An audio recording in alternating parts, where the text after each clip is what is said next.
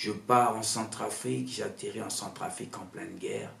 Thomas, il était toujours connecté avec moi.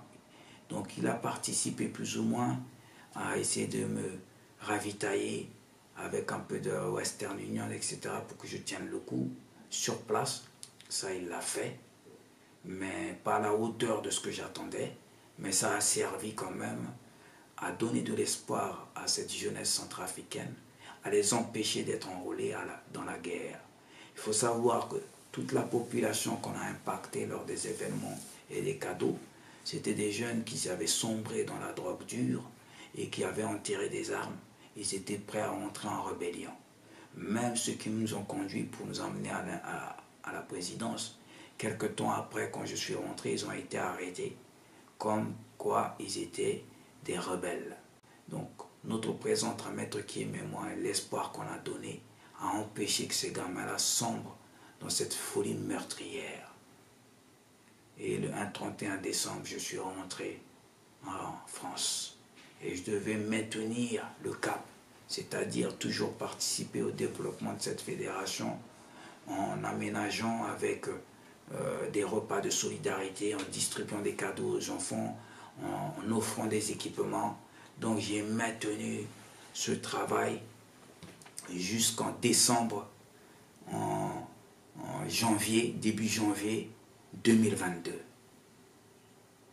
Vous comprenez que Thomas Enland, entre-temps, il m'a fait signer un contrat en tripartie avec Yann Zenou, que j'ai cité tout à l'heure, producteur de la société Quad, qui a fait pas mal de films,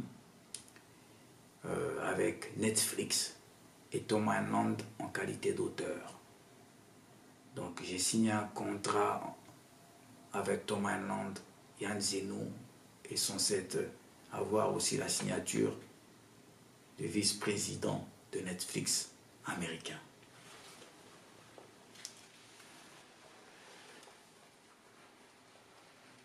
Dès lors que nous avons signé ce contrat, et bien avant, on a rencontré pas mal de producteurs. On a rencontré, par l'intermédiaire du cabinet Julie Jacob, qui est le cabinet qui défend les intérêts de Thomas Enland, on a rencontré notamment un Serge de Magneto Press. C'est une société de production, d'investigation des documentaires qui était très enthousiaste à produire un documentaire sur moi et voir un long métrage et une bande dessinée. Ça n'a rien donné alors que ces gens-là m'ont invité dans leurs locaux. Ils étaient très engagés. Du jour au lendemain, je n'ai plus de nouvelles de ces gens-là.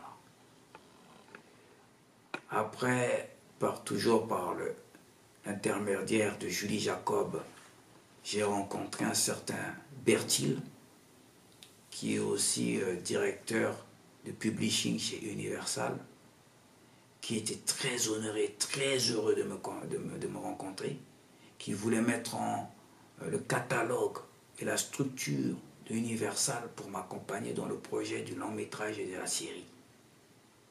Il m'a invité à Universal, il m'a présenté une dizaine de personnes pour constituer l'équipe. Quelques semaines après, plus de nouvelles jusqu'à aujourd'hui de ces personnes.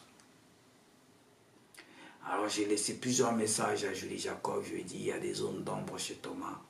J'espère que ce n'est pas ces zones d'ombre qui sont en train de saboter derrière moi tout ce que j'essaie de mettre en place avec lui. Thomas, c'est le genre à vous embrasser et de vous poignarder dans le dos.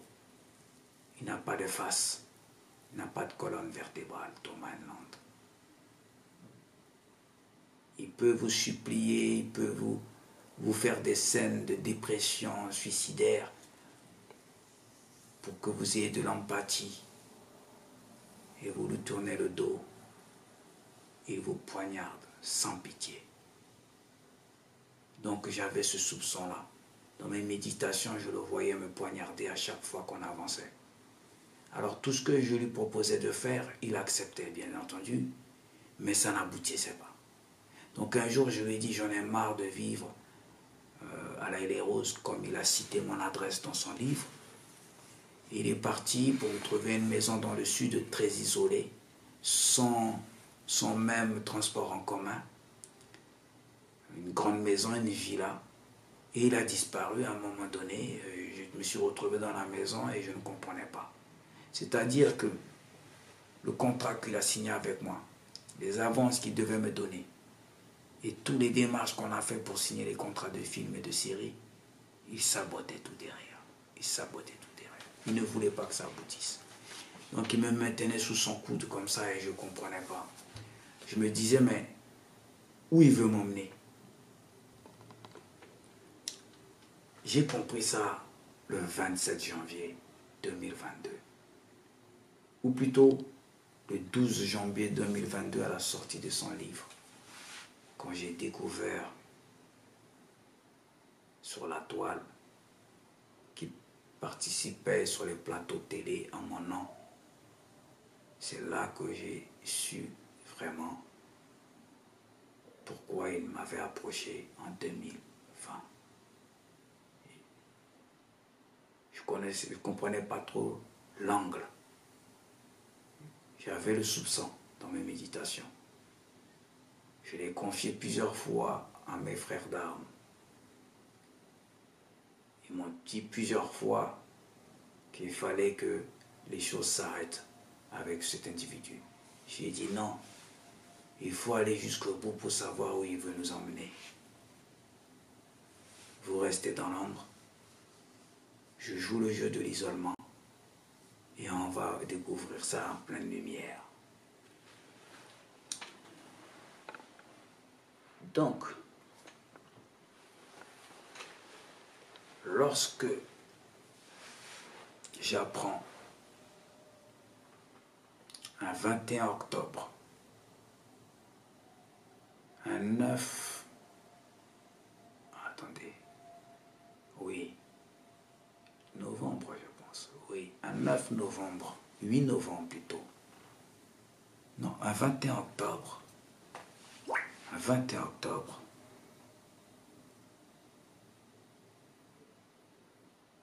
je reçois des SMS, des messages, des menaces et de calomnies.